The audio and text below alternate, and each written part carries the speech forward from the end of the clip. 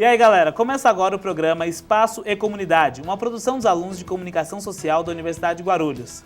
E recebendo aqui o fotógrafo que falou na UNG sobre os segmentos da fotografia, as suas banalizações e a sua valorização. Não saia daí, o programa está apenas começando.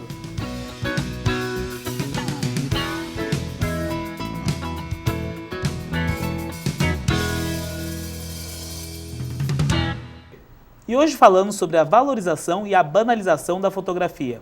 Recebemos no estúdio hoje Nilton Medeiros, especialista em fotografias para estúdio. Tudo bem, Nilton? Graças a Deus, muito bem.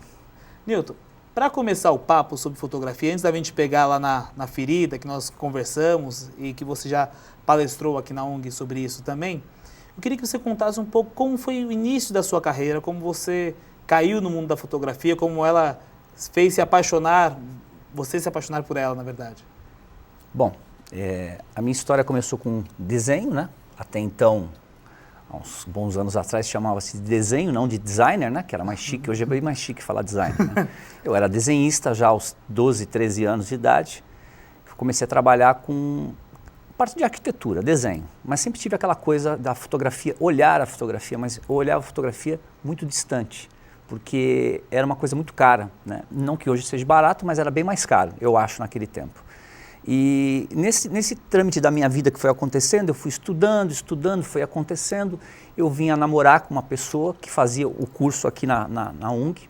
Sim. E ela teve aulas de fotografia, e aí foi assim que eu conheci, inclusive, um dos professores aqui, e comecei a me identificar com a fotografia nessa hora que ela teve que fazer um trabalho de escola. E aí eu ajudando ela, tinha que estudar, descobrir coisas para fotografar, eu comecei a ficar apaixonado. Em seguida nós fomos assaltados, essa máquina foi roubada e essa coisa ficou na minha cabeça. E agora com 32 anos de idade, há 17 anos, eu passei a estudar fotografia. Quer dizer, eu entrei na área, né?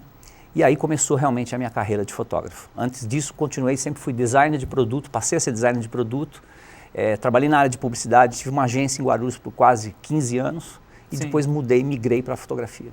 Tá. Nilton, e assim, para quem quer começar a ser fotógrafo, né?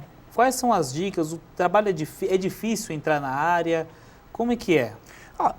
Uma coisa muito inteligente é não comprar certas revistas, né? Porque com certas revistas... Não faz isso comigo. Eu não resisti.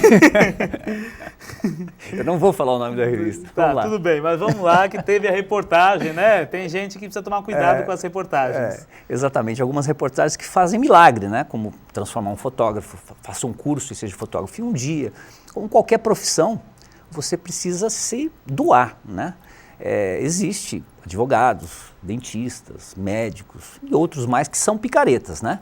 Sim, existe fotógrafos também bastante, mas a gente precisa estudar, a gente precisa investir nisso, não é só comprar um equipamento, mas sim investir em conhecimento e buscar através do mercado o que está acontecendo. E hoje a gente tem uma facilidade até muito grande, né? Que é a internet. Claro. Né? Então, com a internet você faz uma busca. Eu conheço muita gente que quando vai estudar ou fazer algum curso comigo, a pessoa já chega falando alguns termos técnicos. Olha, eu vi muito na internet e tal. Isso ajuda bastante. Né? Isso que eu penso. Começar não vendo essas coisas sensacionalistas, estudar, procurar, pelo menos saber do que se trata a fotografia através da internet. É um bom passo. Buscar informação, na verdade. Informação. E assim, e o custo? Assim, obviamente que tem uma variação muito grande, mas você falou assim, não é barato ainda. Mas um equipamento para o iniciante, você tem ideia de preço? Não tem muita base ainda. Se você estiver iniciando na fotografia e não for pelos meios lícitos, eu diria assim, você não comprar um equipamento com nota, tudo bonitinho no Brasil, é caro, muito caro. Os impostos do Brasil é muito caro. Mas se você for como é o mercado, na verdade, acaba sendo meio paralela a coisa acontecendo, aí fica barato. Né? Uma máquina para iniciar hoje aí por volta de R$ 1.500. Então, fora o curso. Tal, sim, fora curso, fora cartão, mas uma máquina, né? Em outros tempos isso já foi bem mais caro. Eu diria assim que há 13 anos atrás, uma máquina digital profissional custava R$16 mil. E ela só tinha 6 megapixels. Sim, foi um carro. Você acabou de explicar, foi um carro meu. Então você foi nessa... Foi. Você estava nessa experiência. Para migrar para uma profissional foi no ano 2000. Nossa. E assim, e qual a diferença entre a fotografia, assim, que você falou assim, ó, tudo depende de onde também ele vai partir, para a segmentação que ele vai partir. Sim.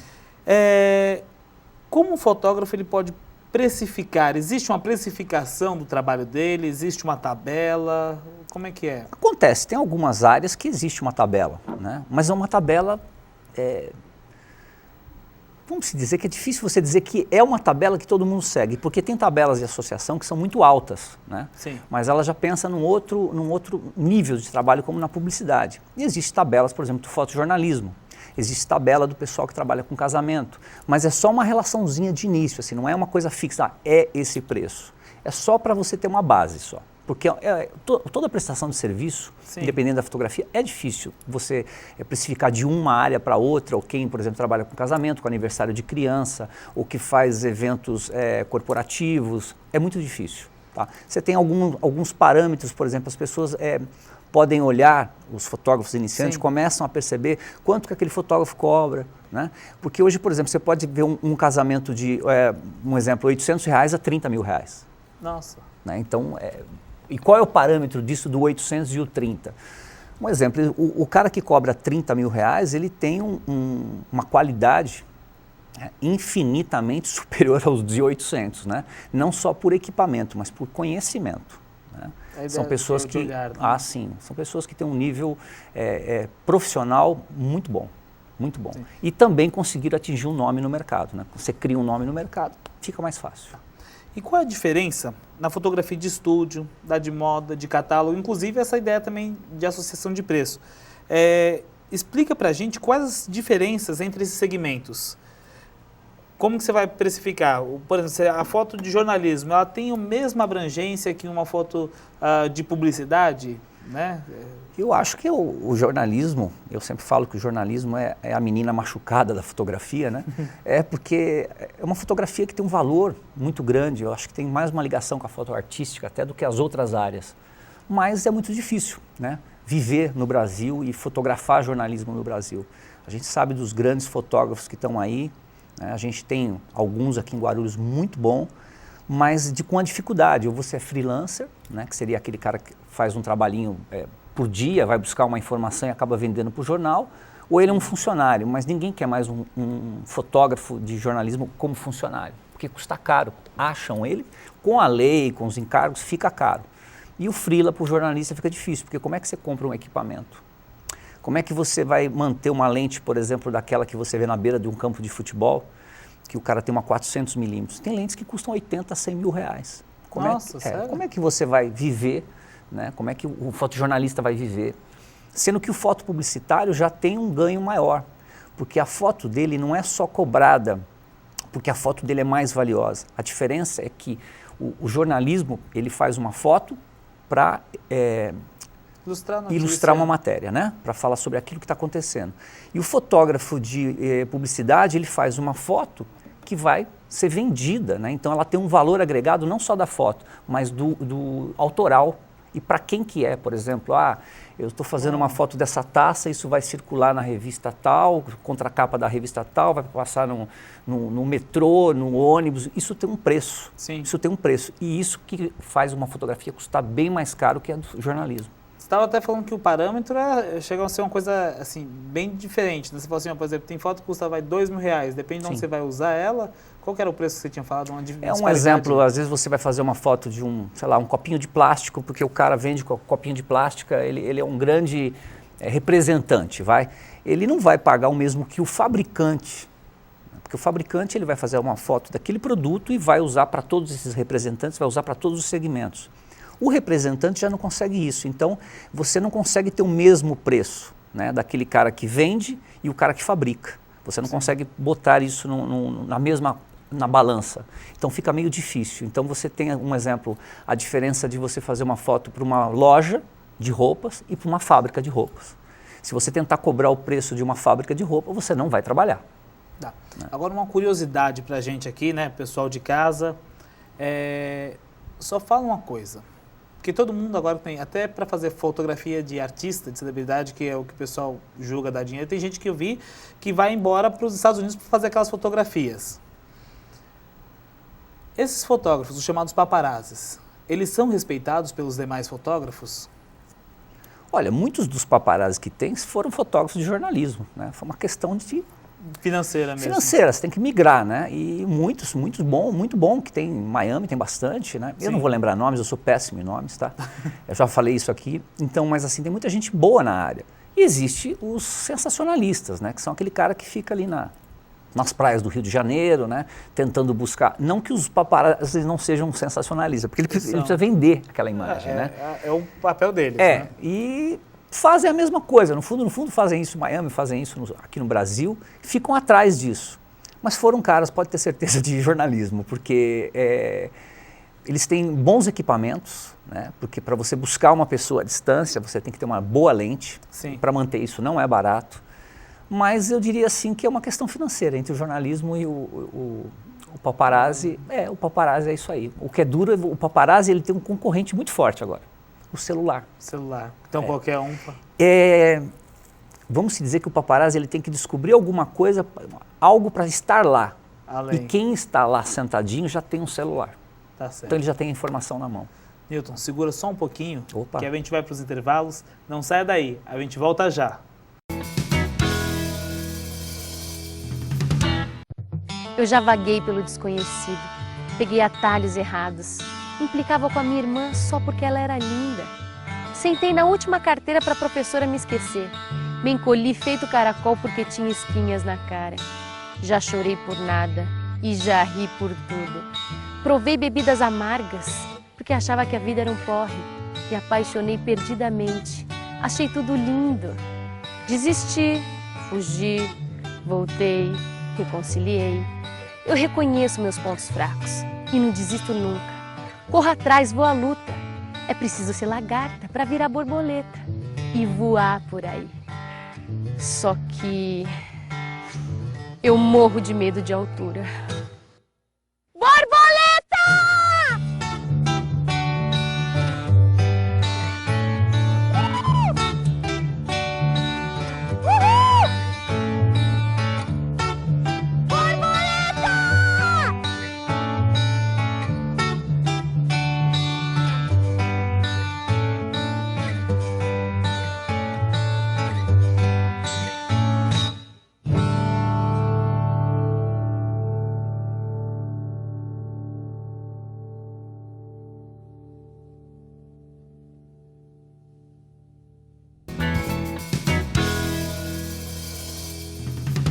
O programa Espaço e Comunidade está de volta e o papo hoje é sobre fotografia.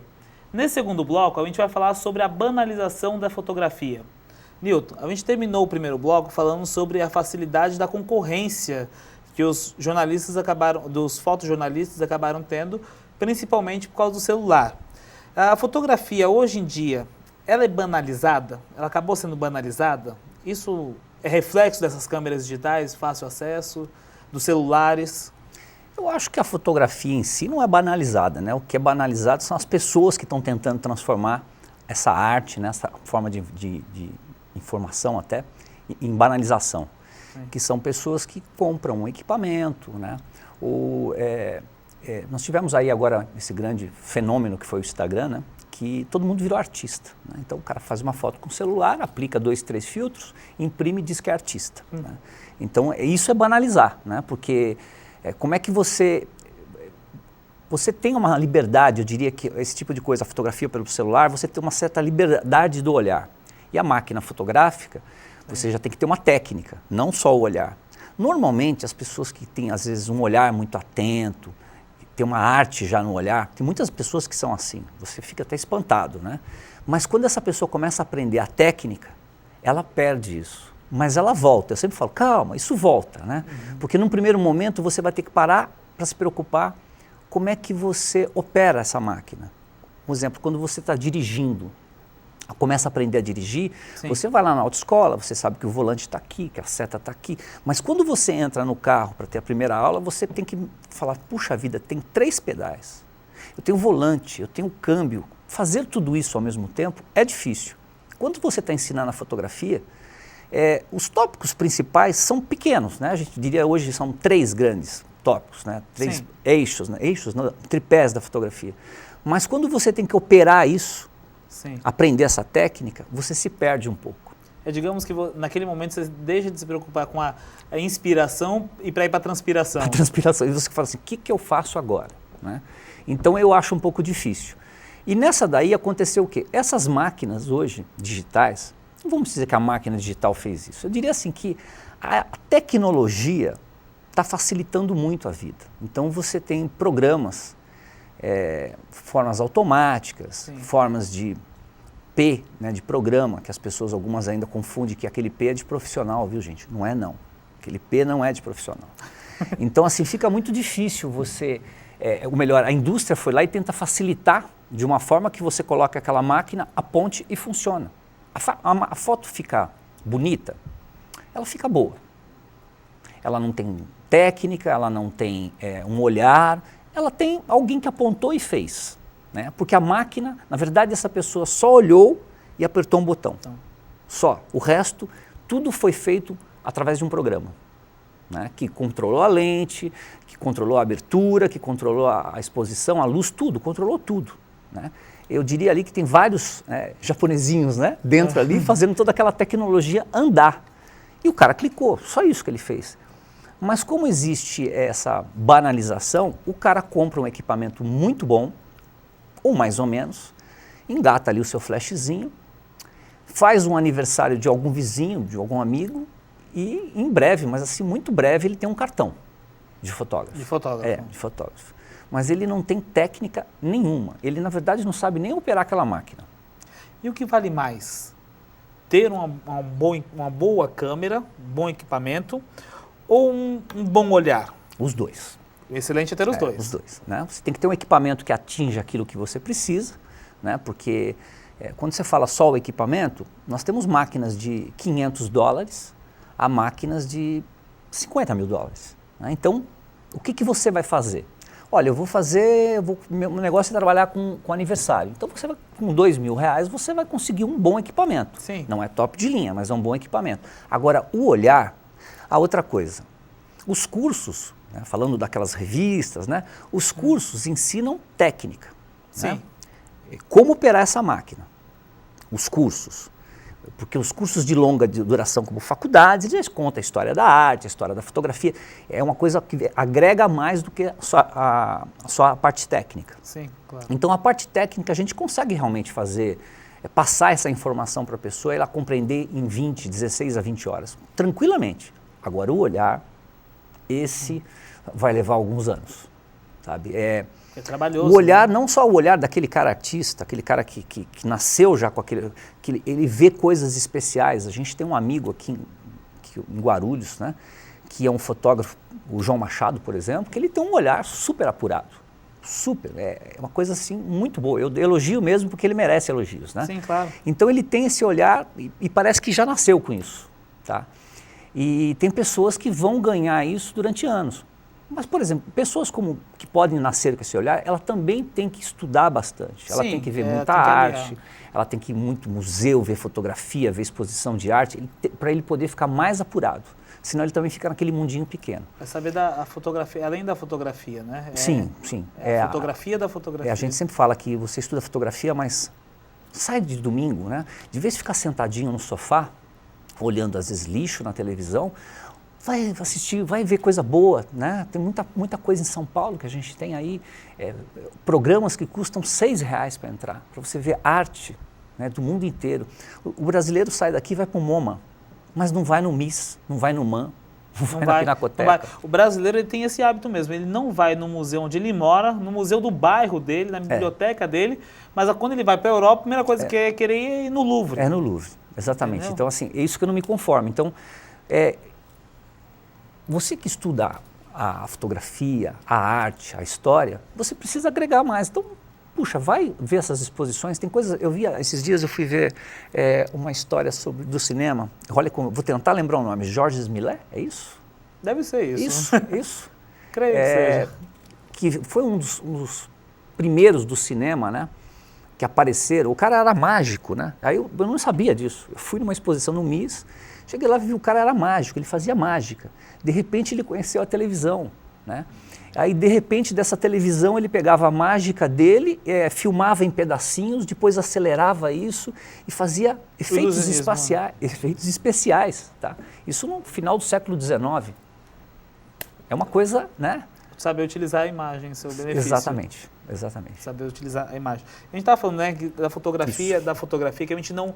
Muitas vezes o pessoal se perde. Recentemente, saiu até no site oficial de São Paulo, uma sacanagem com o meu clube, né? Postaram uma foto, o rapaz lá, muito feliz e sorridente, cumprimentando depois do jogo, e foi parar no site oficial do clube um rapaz se trocando com o traseiro de fora. Será que essa imagem passou por alguém que observa de fato? Eu acho que não. Porque se passasse por um editor, né? Todo mundo toma muito cuidado com isso. O cara que chega o material lá no jornal, vamos publicar, porque existe a foto da foto da foto, né? O primeiro plano, o segundo plano, o terceiro plano. Eu sempre comento que assim, às vezes a gente está fotografando na rua, né? A famosa fotografia de rua, né? Conhecida muito agora como street. Você está fotografando ali, às vezes você vê uma cena, você vai lá e clica aquela cena. E você fala, que legal, mas quando você olha depois essa foto, que você vê no segundo plano, acontecem coisas malucas, né?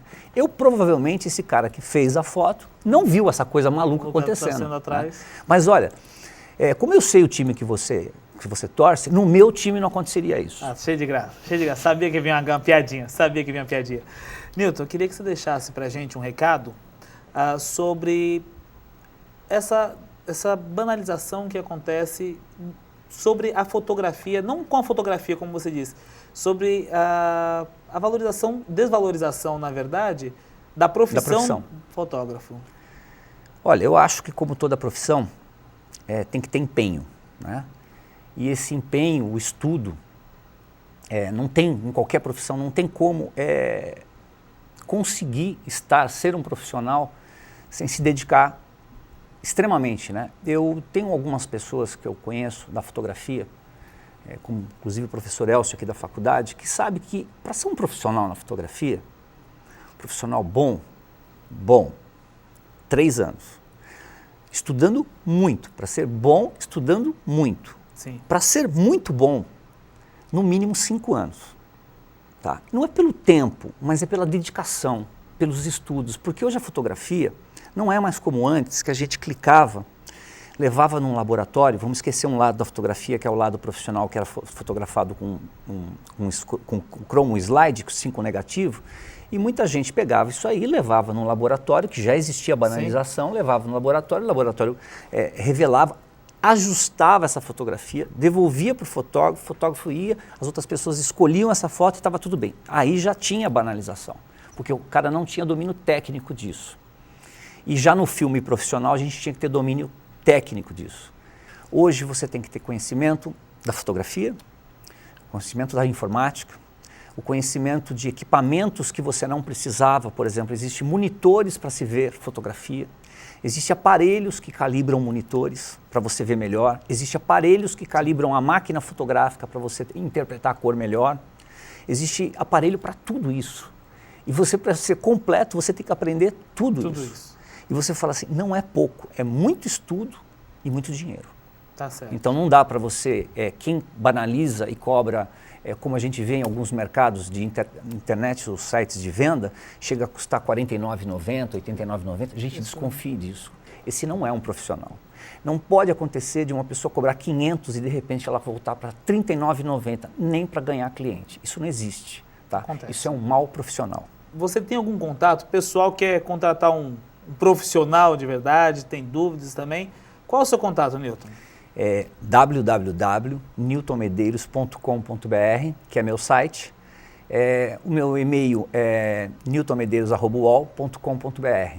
E vocês vão ter tudo da fotografia, não só para ser fotografado, mas sim os cursos de especialização que eu tenho, praticamente VIP. Obrigado. Obrigado, Newton. E o programa Espaço e Comunidade de hoje fica por aqui. Se você tem críticas, sugestões ou quer falar com a gente, 2464-1796 ou mande e-mail tv@ong.br. Um forte abraço, até o próximo programa.